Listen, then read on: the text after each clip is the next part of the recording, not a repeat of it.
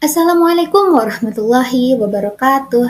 Halo adik-adik, kita ketemu lagi nih di pembahasan materi PAI dan Budi Pekerti. Kali ini kita akan membahas materi kelas 11 SMA MA SMK Sederajat bab 5 tentang meneladani jejak langkah ulama Indonesia yang mendunia.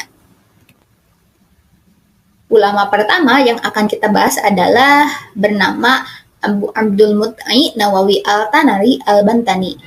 Nah, ulama ini juga biasanya disebut dengan Syekh Nawawi Al-Bantani atau Syekh Nawawi Al-Jawi Al-Bantani.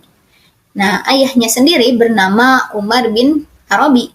Dikisahkan bahwa Syekh Nawawi masih keturunan dari Sunan Gunung Jati, salah satu wali Songo yang berada di Cirebon, dari Sultan Banten I, yakni Maulana Hasanuddin. Imam Nawawi juga dikabarkan masih memiliki jalur nasab dari Sayyidina Husain radhiyallahu an, salah satu cucu Rasulullah Shallallahu alaihi wasallam selain Sayyidina Hasan radhiyallahu an. Di dunia, beliau diberi gelar Sayyidul Hijaz atau Maha Guru Jazirah Arab Saudi Arabia sekarang. Adapun tempat tanggal lahir dan wafat, beliau ini di Kampung Tanara, Serang, Banten pada tahun 1815 Masehi atau 1230 Hijriah dan beliau wafat pada tanggal 25 Syawal 1314 Hijriah atau 1897 Masehi. Imam Nawawi Banten merupakan putra pertama Nusantara Indonesia yang menjadi imam Masjidil Haram dan mendapat gelar Sayyidul Hijaz seperti yang dijelaskan di atas ya. Beliau juga membuka majelis ilmu dan salah satu muridnya adalah pendiri organisasi NU. Adapun pendiri dari organisasi NU ini adalah Syekh atau Kiai Haji Hashim Asy'ari. Nah, selanjutnya ada banyak karya tulis yang ditulis oleh Syekh Nawawi Al-Jawi Al-Bantani. Kurang lebih jumlah karya tulis beliau ini berkisar ada 115 karya tulis. Adapun ada 10 kitab yang dipaparkan di slide ini ya. Boleh adik-adik baca. Ada Sulam Al-Munajah, ada Bahjah Al-Wasail, ada At-Tawshih, Qut Al-Habib Al-Gharib, ada Marraqi Al-Ubudiyah, ada Nasoih Al-Ibad, dan lain sebagainya. Boleh untuk di-pause terlebih dahulu untuk dibaca lebih mendalam ya adik-adik.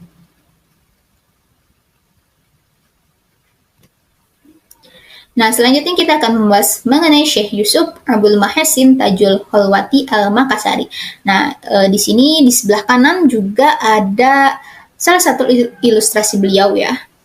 Nah, adapun beliau ini lahir di Goa, Sulawesi Selatan pada tanggal 3 Juli 1626. Wafat di Cape Town, Afrika Selatan pada tanggal 23 Mei 1699 pada usia 72 tahun. Mohon maaf kalau ada pelafalan yang salah di dalam menyebutkan nama kota ini ya.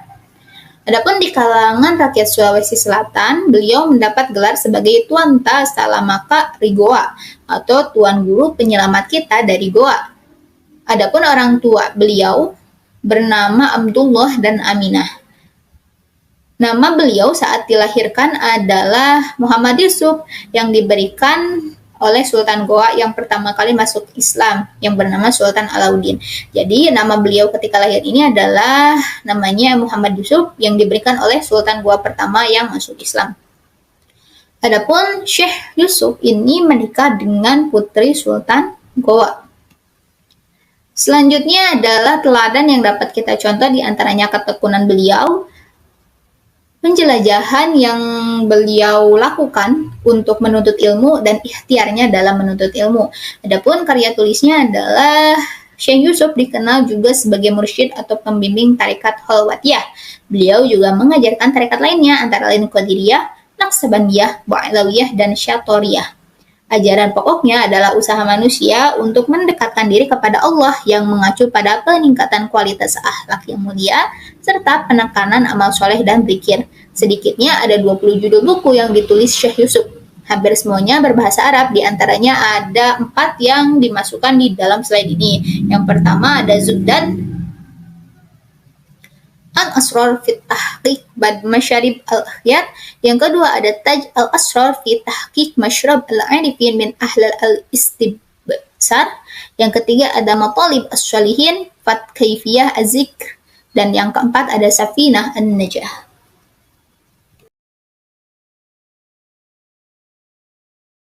Selanjutnya adalah Abdus Somad bin Abdullah Al-Jawi Al-Palimbani. Beliau lahir di Palembang pada tahun 1116 Hijriah atau 1704 Masehi dan wafat pada tahun 1203 Hijriah dalam usia 85 tahun.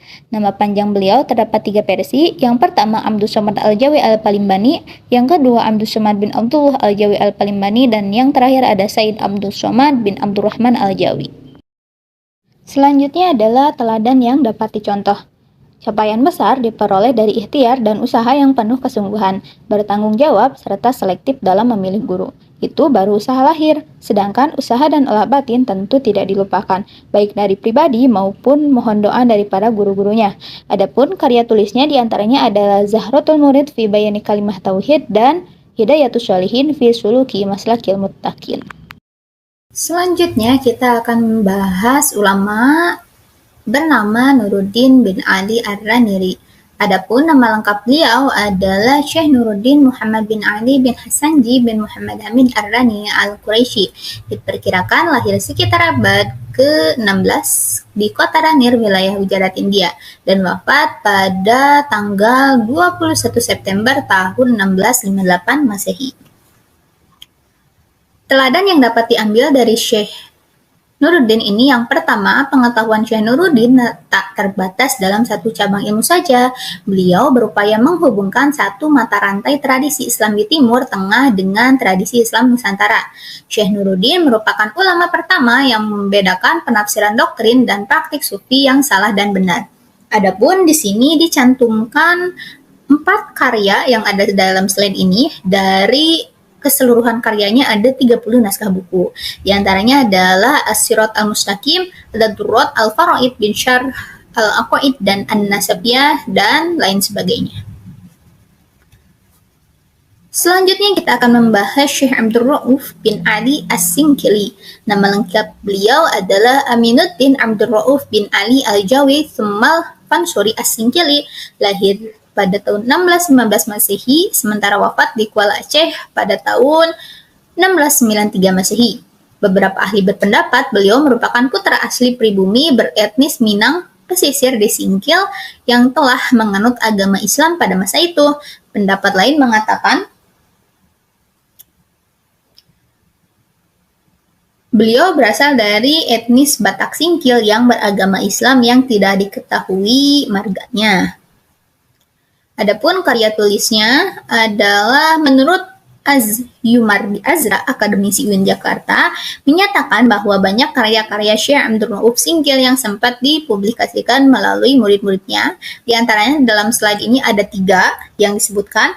Ada Mir'at At-Tulab fi Tashhil Mawa'iz Al-Badi Rif'at Al-Ahkam Asy-Syar'iyyah lil Malik Al-Wahhab, ada Tarjuman Al-Mustafid, dan ada terjemahan dari Hadis Arba'in karya Imam An-Nawawi. Selanjutnya ada Muhammad Soleh bin Umar Al-Samarani. Di kalangan ulama atau masyarakat awam, orang sering menyebut beliau dengan nama Mbah Soleh Darat. Kata Darat sendiri pada akhir nama beliau disebabkan beliau tinggal di daerah yang bernama Darat, yaitu suatu daerah di pantai utara Semarang. Saat ini daerah Darat termasuk wilayah Semarang Barat. Dilahirkan di Desa Kedung, Cumpleng, Kecamatan Mayong, Kabupaten Jepara, Jawa Tengah sekitar 1820 Masehi. Sementara informasi yang lain menyebutkan beliau lahir di Dukuh Kedung Cumpleng, Desa Groto, Kecamatan Mayong, Jepara. Beliau wafat di Semarang pada 28 Ramadan 1321 Hijriah atau 18 Desember 1903 Masehi. Nama lengkapnya adalah Al-Alim Al-Alama Syekh Muhammad Soleh bin Umar Al-Samarani Al-Syafi'i. Adapun nama ayah beliau adalah Kiai Umar. Teladan yang dapat dicontoh dari beliau, yang pertama adalah beliau selalu berguru kepada ulama yang bukan hanya sekedar dalam ilmunya, tetapi juga memiliki amal ibadah yang sangat baik dan akhlak yang baik juga yang dimiliki guru-gurunya. Yang kedua, tidak puas hanya menimba ilmu ulama dari Nusantara. Dan yang ketiga, beliau juga mendidik wanita-wanita muslim. Terbukti beliau berhasil melambungkan nama R.A. Kartini menjadi tokoh emansipasi wanita Indonesia. Adapun beliau juga termasuk ulama yang sangat produktif dalam membuat sebuah karya. Banyak sekali karya-karya yang lahir dari beliau, di antaranya ada 3 yang disebutkan di dalam slide ini.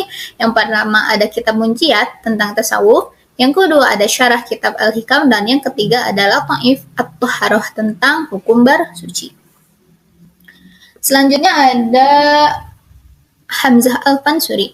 Nama Al-Fansuri sendiri berasal dari Arabisasi kata Pancur, sebuah kota kecil di pantai barat Sumatera yang kini terletak di antara Singkil atau Aceh dan Sibolga atau Sumatera Utara. Merujuk zaman Kerajaan Aceh Darussalam, Kampung Pansur itu terkenal sebagai pusat pendidikan Islam di bagian Aceh Selatan.